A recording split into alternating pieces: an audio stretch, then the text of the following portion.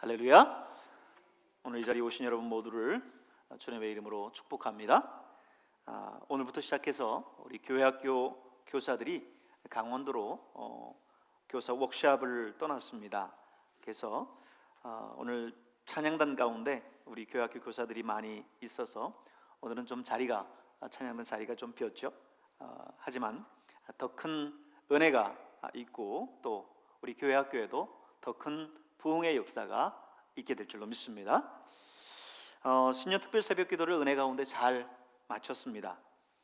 이번 특별 새벽 기도는 특별히 공동체 성경 읽기를 진행을 했는데요.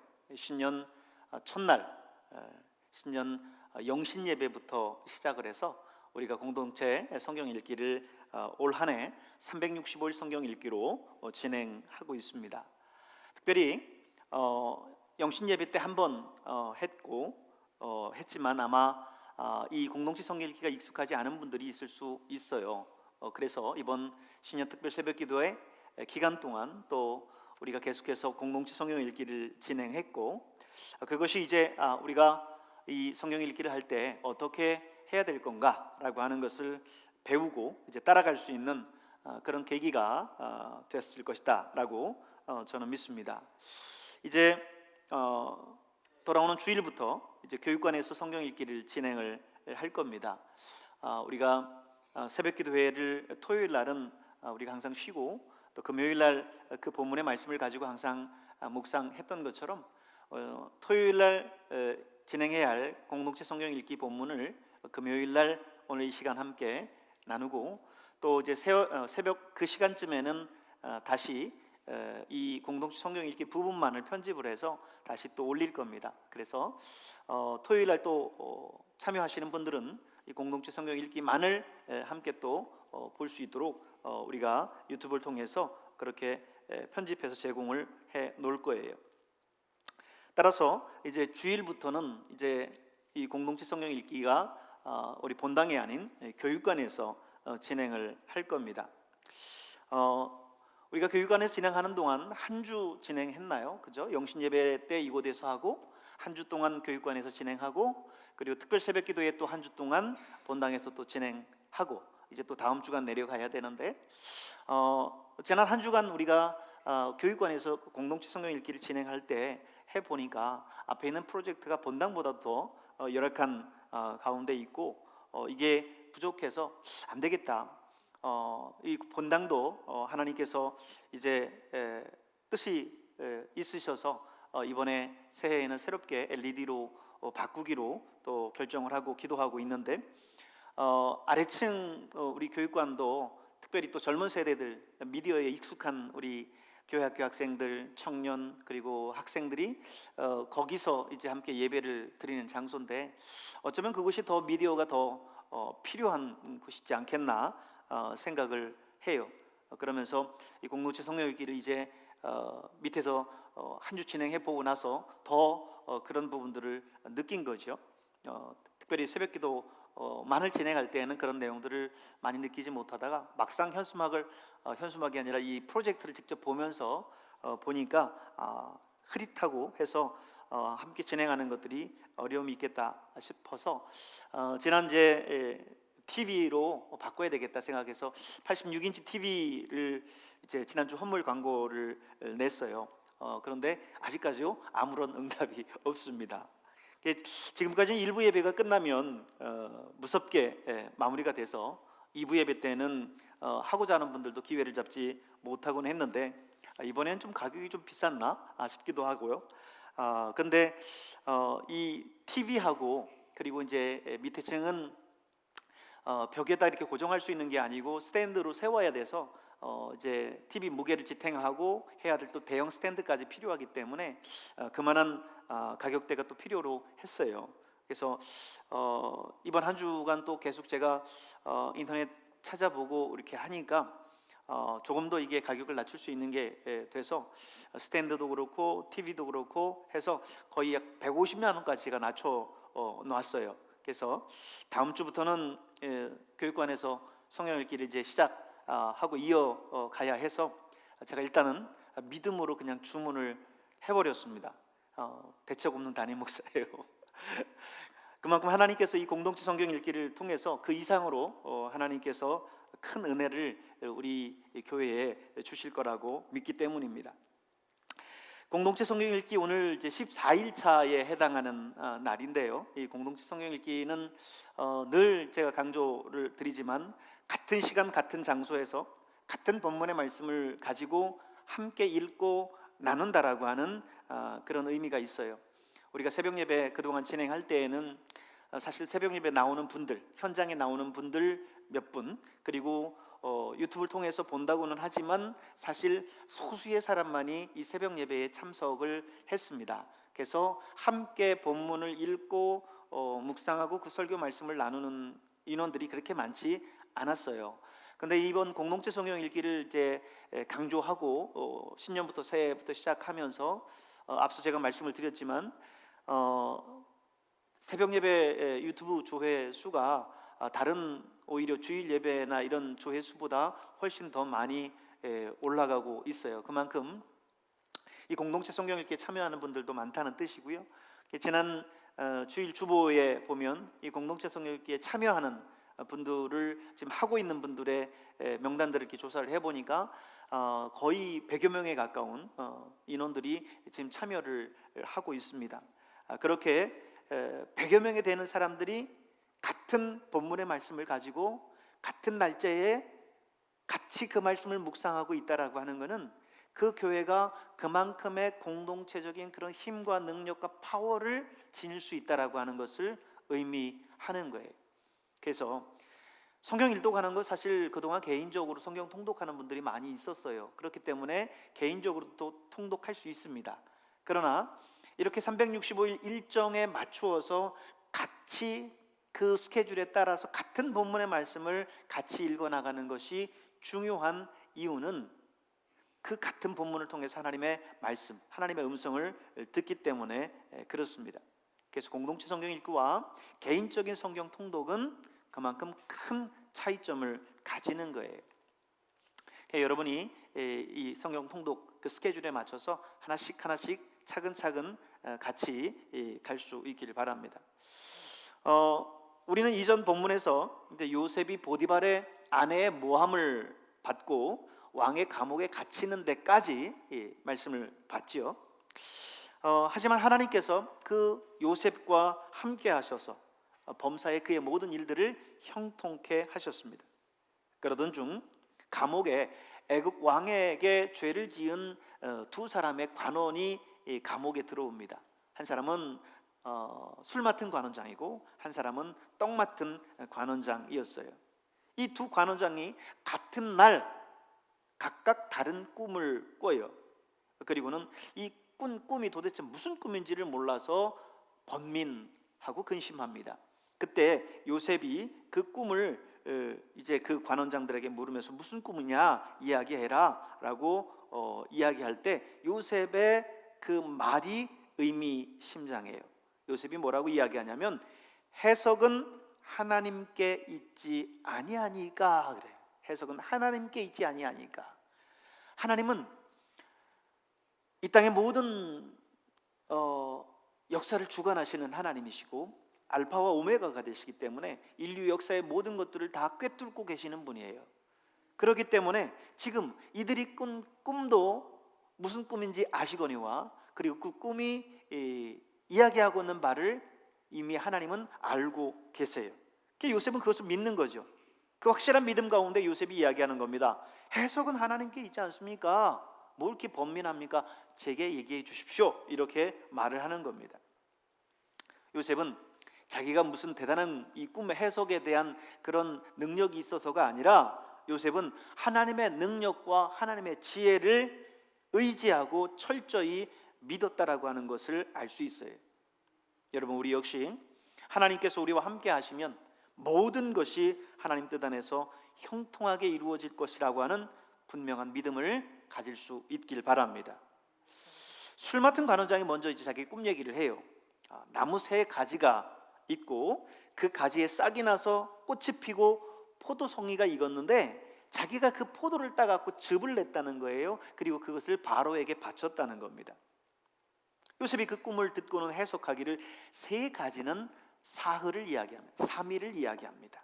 사흘 안에 바로가 당신의 그 직책을 복직시킬 겁니다. 이렇게 얘기해요.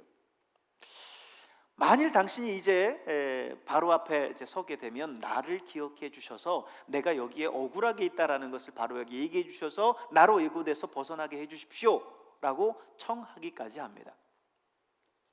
그 이야기를 듣고 있었던 떡 맡은 관원장이 좋은 꿈 해석이거든요. 자기에게도 좋은 꿈 해석을 해줄 것 같아서 내 꿈도 해석해달라고 이야기합니다. 그 꿈에 보니까 흰 떡 세 광주리를 자기가 이고 있는데 맨 위에 광주리는 바로를 위해서 만든 떡이었어요. 근데 새들이 날아와서 그것을 먹어버렸다는 거예요. 요셉이 꿈을 해석하기를 세 광주리는 사흘, 3일을 이야기합니다. 사흘 안에 바로가 당신의 목을 그 나무에 달 것입니다. 다시 말하면 이제 그를 이제 사형에 처한다라고 하는 그런 의미겠죠. 그렇게 해석을 했어요. 근데 정말 사흘이 지났습니다. 3일이 지났어요. 그때가 바로의 생일이었는데 술 맡은 관원장은 그때 복직 명령이 떨어지고 떡 맡은 관원장은 나무에 달려 처형당합니다. 요셉이 해석한 해석 그대로 된 거죠. 여러분, 사실 꿈이라고 하는 게 모든 꿈이 다 이런 의미를 가지고 있는 것은 아니에요. 소위 말해서 객꿈도 있어요. 객꿈도. 하나님은 우리에게 그런 의미 없는 그런 꿈도 주시지만 하나님이 뜻이 있어서 꿈을 통해서 우리에게 말씀하시고자 하는 때도 있어요. 그래서 우리는 하나님이 인도하시는 바를 분명히 알기 위해서 우리는 늘 깨어 있어야 되고 기도해야 돼요. 그러기 위해서 우리가 언제나 하나님과 동행해야 되고요. 하나님과 동행하고 하나님이 나와 함께 하셔야 하나님이 기뻐하시는 뜻대로 살아갈 수가 있고, 또 하나님이 뜻하시는 바가, 하나님의 인도하시는 바가 무엇인지를 분별할 수 있습니다. 때로 여러분에게 하나님께서 꿈을 통해서 하나님이 원하시는 바를 말씀해 주실 수도 있어요. 때로 아무런 의미가 없는 여러분 객꿈을 꿀 수도 있어요. 그렇다고 한다면 우리가 깨어있고 말씀 안에 깨어있고 늘 하나님에 대해서 영적으로 예민함을 가지고 있어야 하나님이 그걸 통해서 내게 말씀하시는 바가 뭔지를 깨달을 수 있다는 거예요. 늘 주님 안에서 깨어있는 여러분 될 수 있기를 바랍니다. 이제 그렇게 술 맡은 관원장이 복직되고 난 이후 2년이 지났습니다. 관원장은 자기가 풀려나고 난 이후에 이 요셉에 대한 내용들을 까마득하게 잊어버렸어요. 근데 한 번은 바로가 꿈을 꿨습니다. 나일 강가에 자기가 서 있는데 아름답고 살진 7 암소가 강가에서 올라와서 갈밭에서 풀을 뜯더라는 거예요. 근데 얼마 지나지 않아서 이번에는 흉하고 파리한 다른 7 암소가 나일 강가에서 올라와서 앞선 그 아름답고 살진 7소를 그만 잡아먹더라는 거죠. 바로가 잠에서 깨어나서 참 별 희한한 꿈이 다 있다 하고 다시 또 잠이 들었어요.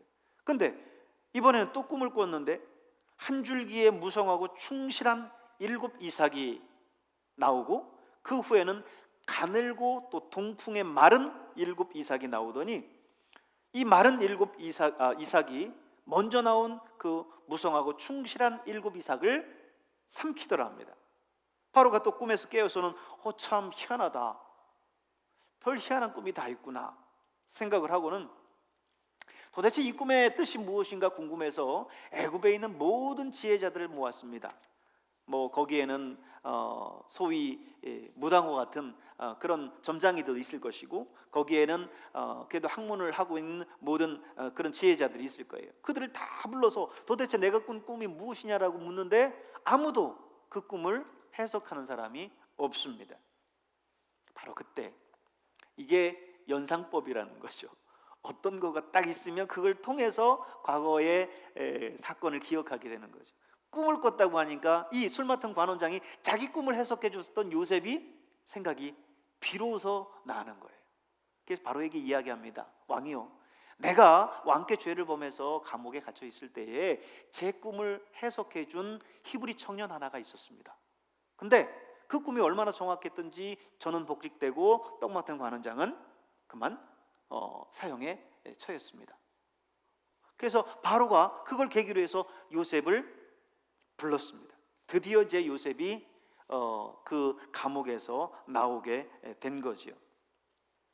이제 요셉이 드디어 바로 앞에 섰습니다.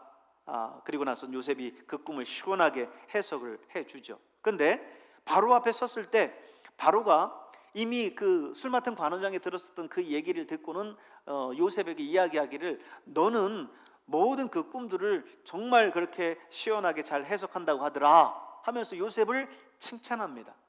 그때 요셉이 한 이야기가 의미심장해요.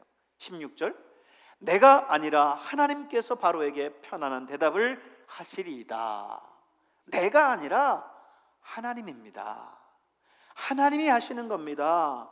하나님께서 지혜를 주시는 것이고 하나님께서 이 모든 역사를 이루어 가시는 겁니다.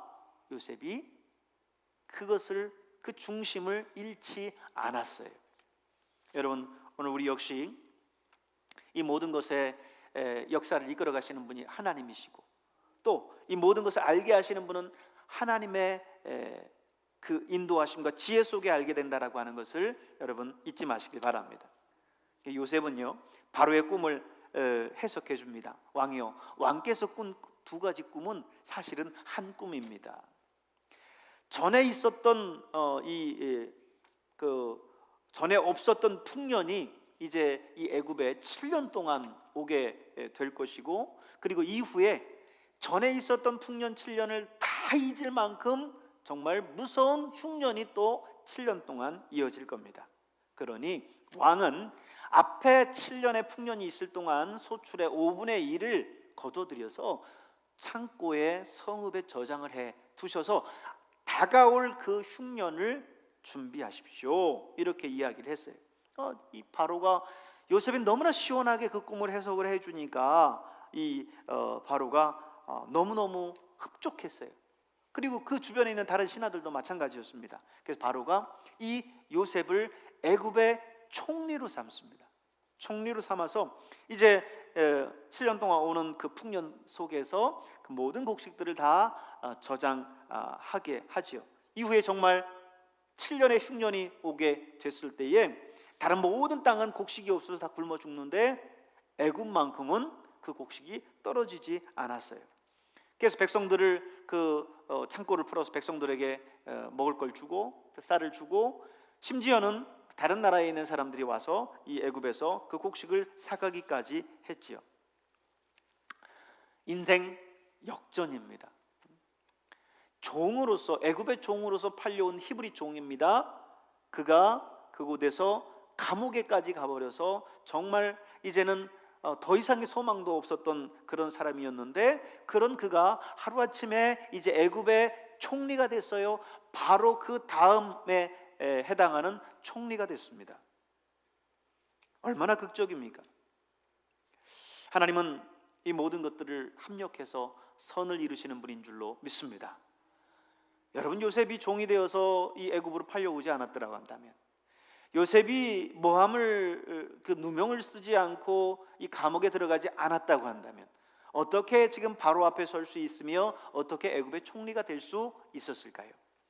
그 모든 것들, 그 과정들, 그 당시 그 현실 속에서는 정말 답답한 일이고 정말 소망이 보이지 않는 것 같았지만, 하나님은 그 모든 것들을 선으로 바꾸시고 하나님은 그 모든 것들을 합력해서 선으로 이루어 주시는 분이었어요. 할렐루야. 그렇습니다. 오늘 그 하나님의 놀라운 은혜 역사들을 오늘 드라마 바이블을 통해서 함께 보도록 하겠습니다.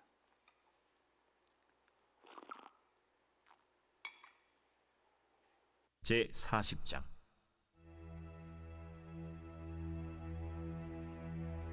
그 후에 애굽 왕의 술 맡은 자와 떡 굽는 자가 그들의 주인 애굽 왕에게 범죄한지라. 바로가 그 두 관원장 곧 술 맡은 관원장과 떡 굽는 관원장에게 노하여 그들을 친위 대장의 집안에 있는 옥에 가두니 곧 요셉이 갇힌 곳이라. 친위 대장이 요셉에게 그들을 수종들게 하매 요셉이 그들을 섬겼더라. 그들이 갇힌 지 여러 날이라. 옥에 갇힌 애굽 왕의 술 맡은 자와 떡 굽는 자 두 사람이 하룻밤에 꿈을 꾸니 각기 그 내용이 다르더라. 아침에 요셉이 들어가 보니 그들에게 근심의 빛이 있는지라. 요셉이 그 주인의 집에 자기와 함께 갇힌 바로의 신하들에게 묻되 어찌하여 오늘 당신들의 얼굴에 근심의 빛이 있나이까? 우리가 꿈을 꾸었으나 이를 해석할 자가 없도다. 해석은 하나님께 있지 아니하니이까. 청하건대 내게 이르소서. 술 맡은 관원장이 그의 꿈을 요셉에게 말하여 이르되 내가 꿈에 보니 내 앞에 포도나무가 있는데 그 나무에 세 가지가 있고 싹이 나서 꽃이 피고 포도송이가 익었고 내 손에 바로의 잔이 있기로 내가 포도를 따서 그 즙을 바로의 잔에 짜서 그 잔을 바로의 손에 들여놓으라. 그 해석이 이러하니 세 가지는 사흘이라.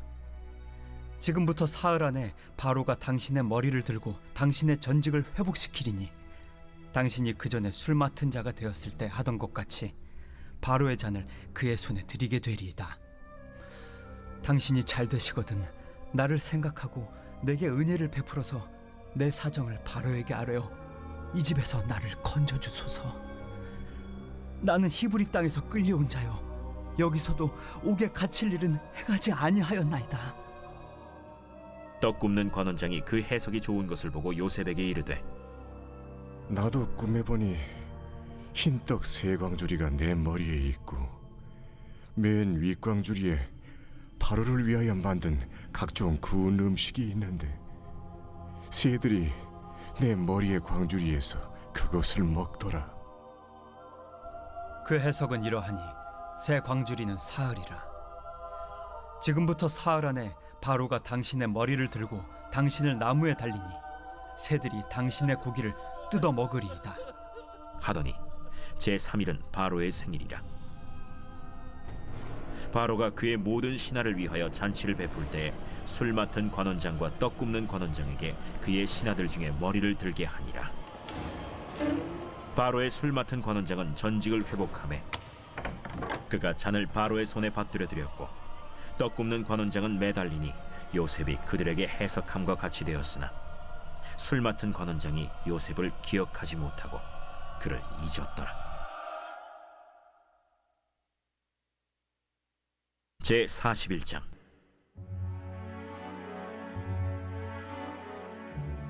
만 2년 후에 바로가 꿈을 꾼즉 자기가 나일 강가에 서 있는데 보니 아름답고 살진 7 암소가 강가에서 올라와 갈밭에서 뜯어먹고 그 뒤에 또 흉하고 파리한 다른 7 암소가 나일 강가에서 올라와 그 소와 함께 나일 강가에 서 있더니 그 흉하고 파리한 소가 그 아름답고 살진 7 소를 먹은지라. 바로가 곧 깨었다가 다시 잠이 들어 꿈을 꾸니 한 줄기에 무성하고 충실한 7 이삭이 나오고 그 후에 또 가늘고 동풍에 마른 7 이삭이 나오더니 그 가는 7 이삭이 무성하고 충실한 7 이삭을 삼킨지라. 바로가 깬즉 꿈이라. 아침에 그의 마음이 번민하여 사람을 보내어 애굽의 점술가와 현인들을 모두 불러 그들에게 그의 꿈을 말하였으나 그것을 바로에게 해석하는 자가 없었더라. 술 맡은 관원장이 바로에게 말하여 이르되 내가 오늘 내 죄를 기억하나이다.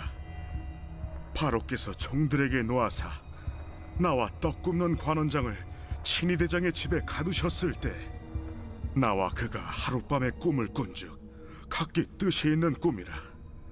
그곳에 친위 대장의 종된 히브리 청년이 우리와 함께 있기로 우리가 그에게 말하매 그가 우리의 꿈을 풀되 그 꿈대로 각 사람에게 해석하다니 그 해석한 대로 되어 나는 복직되고 그는 매달렸나이다. 이에 바로가 사람을 보내어 요셉을 부르매 그들이 급히 그를 옥에서 내놓은지라. 요셉이 곧 수염을 깎고 그의 옷을 갈아입고 바로에게 들어가니 바로가 요셉에게 이르되 내가 한 꿈을 꾸었으나 그것을 해석하는 자가 없더니 들은즉 너는 꿈을 들으면 능히 푼다 하더라. 요셉이 바로에게 대답하여 이르되 내가 아니라 하나님께서 바로에게 편안한 대답을 하시리이다. 내가 꿈에 나일 강가에 서서 보니 살지고 아름다운 7 암수가 나일 강가에 올라와 갈밭에서 뜯어먹고, 그 뒤에 또 약하고 심히 흉하고 파리한 7 암수가 올라오니 그같이 흉한 것들은 애굽 땅에서 내가 아직 보지 못한 것이라. 그 파리하고 흉한 수가 처음에 7 살진 소를 먹었으나 먹은 듯 하지 아니하고 여전히 흉하더라. 내가 곧 깨었다가 다시 꿈에 보니 한 줄기에 무성하고 충실한 7 이삭이 나오고, 그 후에 또 가늘고 통풍에 마른 7 이삭이 나더니 그 가는 이삭이 좋은 7 이삭을 삼키더라. 내가 그 꿈을 점술가에게 말하였으나 그것을 내게 풀이해주는 자가 없느니라. 요셉이 바로에게 아뢰되 바로의 꿈은 하나라. 하나님이 그가 하실 일을 바로에게 보이심이니이다. 7 좋은 암소는 7회요 7 좋은 이삭도 7회니 그 꿈은 하나라. 그 후에 올라온 파리하고 흉한 7소는 7년이요 동풍에 말라 속이 빈 7 이삭도 7회 흉년이니 내가 바로에게 이르기를 하나님이 그가 하실 일을 바로에게 보이신다 함이 이것이라. 온 애굽 땅에 7회 큰 풍년이 있겠고 후에 7회 흉년이 들므로 애굽 땅에 있던 풍년을 다 잊어버리게 되고 이 땅이 그 기근으로 망하리니 후에 든 그 흉년이 너무 심함으로 이전 풍년을 이 땅에서 기억하지 못하게 되리이다. 바로께서 꿈을 2번 겹쳐 꾸신 것은 하나님이 이 일을 정하셨음이라. 하나님이 속히 행하시리니 이제 바로께서는 명철하고 지혜 있는 사람을 택하여 애굽 땅을 다스리게 하시고, 바로께서는 또 이같이 행하사 나라 안에 감독관들을 두어 그 7회 풍년에 애굽 땅의 5분의 1을 거두되 그들로 장차 올 풍년의 모든 곡물을 거두고 그 곡물을 바로의 손에 돌려 양식을 위하여 각 성읍에 쌓아두게 하소서. 이와 같이 그 곡물을 이 땅에 저장하여 애굽 땅에 임할 7회 흉년에 대비하시면 땅이 이 흉년으로 말미암아 망하지 아니하리이다. 바로와 그의 모든 신하가 이 일을 좋게 여긴지라. 바로가 그의 신하들에게 이르되 이와 같이 하나님의 영에 감동된 사람을 우리가 어찌 찾을 수 있으리요? 하나님이 이 모든 것을 내게 보이셨으니 너와 같이 명철하고 지혜 있는 자가 없도다. 너는 내 집을 다스리라.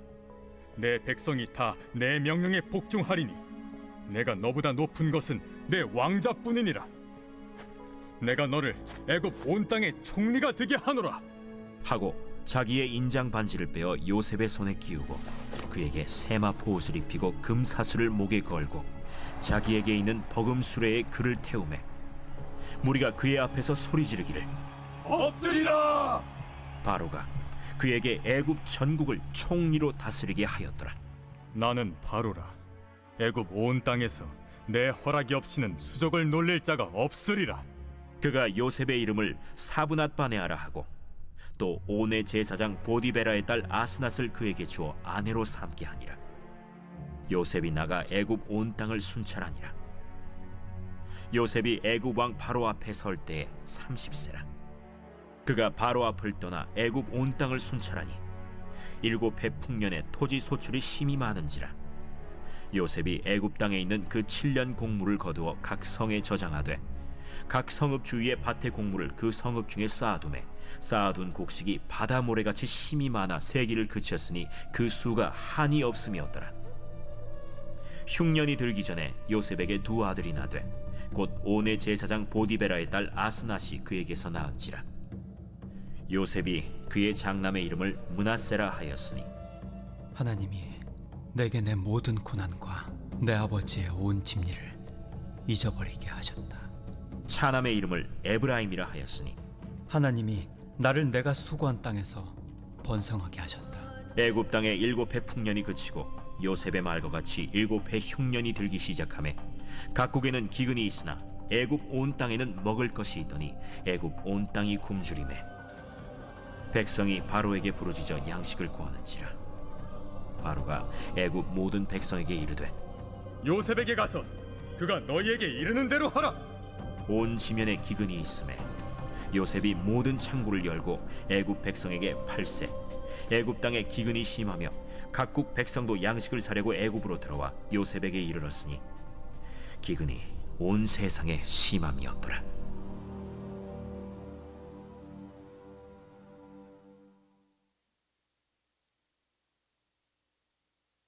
제 14편 다윗의 시 인도자를 따라 부르는 노래. 어리석은 자는 그의 마음에 이르기를 하나님이 없다 하는도다. 그들은 부패하고 그 행실이 가증하니 선을 행하는 자가 없도다.